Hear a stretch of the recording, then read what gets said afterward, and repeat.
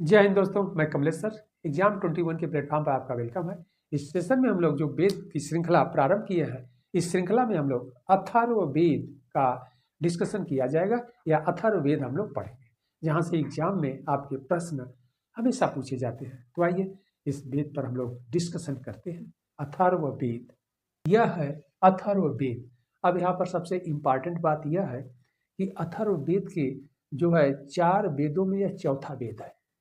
और आप इसको ऐसे भी कह सकते हैं कि यह नवीन वेद है, क्योंकि इस वेद का जो संकलन है यानी कंपाइल किया गया है या रचना की गई है, वह सबसे बाद में की गई है, इसलिए सबसे नवीन वेद है। और सबसे प्राचीन जो वेद है हमारा ऋग्वेद है, फिर सामवेद है, यजुर्वेद है और यह अथर्ववेद है। ओके, तो यह बहुत इंपॉर्टेंट है, एग्जाम के दृष्टिकोण से भी बहुत इंपॉर्टेंट है। तो आइए हम लोग इसको देखते हैं, अथर्ववेद। ओके, अब इस अथर्ववेद में क्या है कि 20 अध्याय है। इस अथर्ववेद में 20 अध्याय है और इसमें सूक्तों की संख्या है 731, 731। ओके, और इसमें मंत्रों की संख्या है 5987 और इसीलिए कहीं कहीं लिखा मिलता है आपको 6000, इसलिए आप 6000 भी कह सकते हैं, 5987 भी कह सकते हैं। एग्जाम में आपसे एक ही अगर मंत्र पूछा, आज तक पूछा नहीं गया है, लेकिन अगर पूछा जाएगा तो इसमें से एक ही रहेगा, तो यह लगभग 6000, ये तो एग्जैक्ट है 5987। ओके, अब आगे बढ़ते हैं। सबसे इंपॉर्टेंट क्वेश्चन है, इस वेद को ब्रह्म वेद भी कहते हैं। क्यों कहते हैं देख लिया जाए। तो ब्रह्मा द्वारा भी ऐसी मान्यता है कि ब्रह्मा द्वारा 967 यानी 967 मंत्र जो है भगवान ब्रह्मा के द्वारा लिखा गया है या रचित है या कंपाइल किया गया है। ओके, इसीलिए इसे ब्रह्म वेद भी कहते हैं। यह बहुत ही इंपॉर्टेंट पॉइंट है। तो भगवान ब्रह्मा के द्वारा 967 मंत्र लिखे गए हैं, इसीलिए इसे ब्रह्म वेद कहते हैं। या आपके एग्जाम में क्वेश्चन पूछा गया है कि किस वेद को ब्रह्म वेद कहते हैं। ओके, आगे बढ़ते हैं हम लोग। और ब्रह्मा के द्वारा लिखा गया है, इसीलिए ब्रह्म वेद अथवा इसे श्रेष्ठ वेद भी कहते हैं। ओके, कहा गया है क्योंकि भगवान के द्वारा संकलित किया गया है। कितने मंत्र, यानी 967, 967 मंत्र। ओके, बहुत इंपॉर्टेंट है। अगला पॉइंट क्या है, महिवेद। इसे महिवेद भी कहा गया है और इसी अथर्ववेद में पृथ्वी सूक्त है और यह भी बहुत इंपॉर्टेंट है। पृथ्वी सूक्त इस अथर्ववेद में है और पृथ्वी से पर जो वनस्पतियां हैं, विभिन्न प्रकार के डिफरेंट टाइप के जो प्लांट है, ट्री है, पौधे हैं, वनस्पतियां हैं, सबका उल्लेख इसमें विस्तृत किया गया है। क्यों किया गया है आगे हम लोग डिस्कशन करेंगे क्यों किया गया। तो इसलिए इसे महिवेद भी कहते हैं अथवा ब्रह्मवेद भी कहते हैं। ओके, और इसमें क्या है, पृथ्वी सूक्त भी है। और अथर्ववेद इसलिए कहा जाता है कि अथर्वा ऋषि के द्वारा भी इसे संकलन बताया गया है, तो इसीलिए इसे अथर्ववेद भी कहते हैं।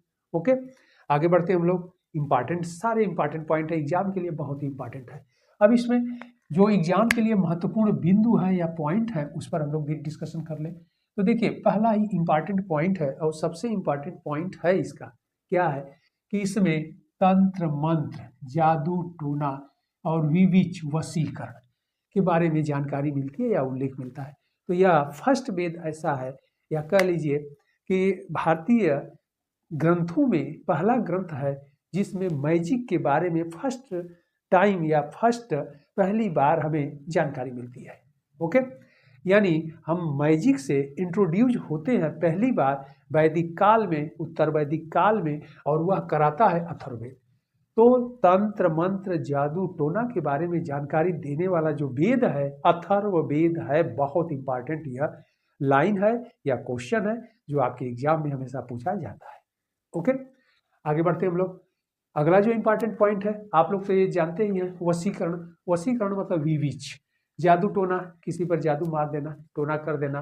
तभी से समाज में यह इसका प्रचलन हुआ है और चला आ रहा है।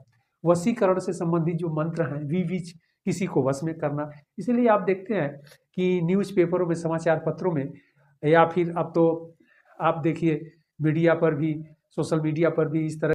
ओके, और बाबा बंगाली, इस तरह से नाम आप सुनते हैं कि बाबा बंगाली का ये कॉन्टेक्ट नंबर है, 24 घंटे के अंदर आप अपनी समस्याओं का समाधान पाएं और श्योर एज सर्टेन करते हैं।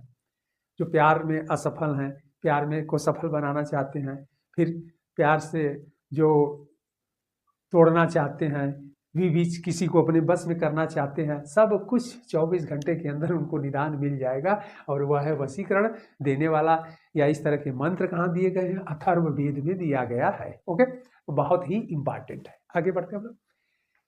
औषधियों का भी उल्लेख है, बहुत इंपॉर्टेंट है। इसमें विभिन्न प्रकार के औषधियों का उल्लेख है, यानी आयुर्वेद से संबंधित जो हमें जानकारी देता है, पहला वेद है अथर्ववेद। विभिन्न प्रकार के जो डिजीज हैं, बीमारियां हैं या रोग हैं, उसके बारे में उल्लेख किया गया है। और उसके निदान से संबंधित जो मेडिसिन कह लीजिए या औषधि है बताया गया है, उन औषधियों का भी विस्तृत उल्लेख किया गया है। यानी उत्तर वैदिक काल तक, ऋग्वेद में तो ये बातें नहीं है, लेकिन उत्तर वैदिक काल तक धीरे धीरे लोगों के चिंतन में विकास हुआ और समाज के में जो विभिन्न जो क्षेत्र था, फील्ड था, उन सभी क्षेत्रों में उनकी पैनी दृष्टि गई और उन सभी क्षेत्रों में उन लोगों के द्वारा विशेष कार्य किया गया। और यह जानकारी हमें अथर्ववेद पढ़ने से मिलती है, या यह जानकारी अथर्ववेद देता है। ओके, तो यह भी इंपॉर्टेंट क्वेश्चन है कि विभिन्न प्रकार की बीमारियों और उसके निवारण से संबंधित जो औषधि है उसके बारे में भी जानकारी यह अथर्ववेद देता है। अगले पॉइंट पर हम लोग बैठते हैं। यहाँ पर लिख दिए हैं विभिन्न प्रकार के रोगों का निवारण, यानी निवारण की विधियों, यहाँ पर रहेगा निवारण की विधियों का उल्लेख है। ओके, अगला जो पॉइंट है, तो यह पॉइंट तो बहुत इंपॉर्टेंट है, एग्जाम के लिए हमेशा यही पॉइंट पूछा जाता है। और तंत्र मंत्र जादू टोना के बारे में और फिर औषधियों के बारे में, विभिन्न प्रकार के बीमारी यानी रोगों के उपचार के लिए इसमें विधियां बताई गई है। ओके, आगे बढ़ते हैं। अगला इंपॉर्टेंट पॉइंट, अंग और मगध महाजनपद। जो 16 महाजनपद थे उत्तर वैदिक काल के बाद, जो 600 ईसा पूर्व, हम लोग पढ़ भी डाले हैं, जो लोग नहीं पढ़े हैं वो देख लीजिएगा। और हम प्ले लिस्ट बनवा देंगे एंशिएंट का, जल्द ही थोड़ा और टॉपिक हो जाए तो। और वैदिक का भी एक टॉपिक रहेगा प्ले लिस्ट, और आप लोग उसमें जा करके देख लीजिएगा। तो इस वेद में अंग और मगध महाजनपद का उल्लेख मिलता है। और यहाँ पर बहुत इंपॉर्टेंट यह प्रश्न है, बार बार आपसे पूछा जाता है कि मगध के लोगों को इस अथर्ववेद में व्रात्य कहा गया है। व्रात्य का मतलब होता है मलिच, मलिच का मतलब होता है अनटचेबल, जिसे छुआ ना जा सके, छूने योग्य नहीं। तो उसके लिए जो अथर्ववेद में प्रयोग किया गया है संस्कृत में, शब्द है व्रात्य। ओके, जिसे छुआ न जा सके, यानी मलिच, जिसे स्पर्श न किया जा सके। तो मगध के लोगों को व्रात्य कहा गया है। ओके, और यह कहा गया है कि यह इसलिए कि यह वैदिक जो क्षेत्र था उसके आउटक्रस्ट यानी बाहरी भाग में थे, उससे बाहर लोग थे। यानी वैदिक जो वैदिक क्षेत्र का या विस्तार हुआ था और जहाँ पर आर्य रहते थे वह होली लैंड कहा जाता था, और आर्यों को श्रेष्ठ कहा जाता था, पवित्र लोग, और इसके बाहर के लोगों को अनार्य कहा जाता था। तो अनार्य से तात्पर्य है मलेच्छ, मलेच्छ से तात्पर्य है अनटचेबल, यानी जिसे छुआ न जा सके, या जिसे सामान्य शब्दों में आप अछूत भी कहते हैं। ओके, तो यहाँ के मगध के लोगों को व्रात्य कहा गया है, कई बार एग्जाम में आपसे पूछा गया है और आगे भी यह प्रश्न आएगा। ओके, आगे देखते हैं। तो यह इतनी बातें इंपॉर्टेंट है। और इसी में एक राजा का भी उल्लेख मिलता है, और वह है राजा परीक्षित का उल्लेख मिलता है। तो राजा परीक्षित का भी इसमें उल्लेख मिलता है। आगे बढ़ते हैं। इंपॉर्टेंट पॉइंट, अथर्ववेद के वैसे तो 9 ब्रांच शाखाओं का उल्लेख मिलता है, लेकिन उपलब्ध है मात्र 2, शौनक और पैपलाद। इंपॉर्टेंट है एग्जाम के दृष्टिकोण से, शौनक और पैपलाद अथर्ववेद की 2 शाखा या ब्रांच है, इसी का उल्लेख किया गया है। अब आगे बढ़ते हैं। सभी वेदों के ब्राह्मण है, आरण्यक है, उपनिषद। तो अथर्ववेद के भी अपने ब्राह्मण है, आरण्यक है और उपनिषद, जो आपके एग्जाम के लिए इंपॉर्टेंट है, जो पूछे जाते हैं। ओके, तो इसका ब्राह्मण है गोपद, बहुत इंपॉर्टेंट है, मात्र एक ब्राह्मण है, वो भी गोपद, आपसे एग्जाम में हमेशा पूछा जाता है। आरण्यक, आरण्यक इसका कोई नहीं है, ध्यान रखिएगा, यह भी एग्जाम के लिए इंपॉर्टेंट है कि किस वेद का कोई आरण्यक उपलब्ध नहीं है, या उपलब्ध की बात छोड़िए, है ही नहीं। ओके, अगला पॉइंट, उपनिषद बहुत इंपॉर्टेंट है। तो प्रश्नोपनिषद यानी प्रश्न, मुंडक और मांडुक्य, यानी प्रश्न उपनिषद, मुंडक उपनिषद और मांडुक्य उपनिषद। अब इसमें देखिए, अगर यहाँ उपनिषद हेडिंग डाल दिए हैं तो हम सीधे सीधे प्रश्न लिख दिए, नहीं तो प्रश्नोप उपनिषद हो जाएगा, यहाँ पर मुंडकोप उपनिषद हो जाएगा, मांडुक्योप उपनिषद हो जाएगा। ओके, तो इसमें सबसे इंपॉर्टेंट जो है यह मुंडक या मुंडकोप उपनिषद है, क्योंकि इसी उपनिषद में सत्यमेव जयते शब्द का उल्लेख किया गया है। ओके, और इसी मुंडकोप उपनिषद में भी यज्ञ को टूटी नौका कहा गया है, अर्थात यज्ञ का जो खंडन है पहली बार अथर्ववेद के उपनिषद मुंडकोप उपनिषद में किया गया है। तो यह दोनों पॉइंट बहुत ही इंपॉर्टेंट है।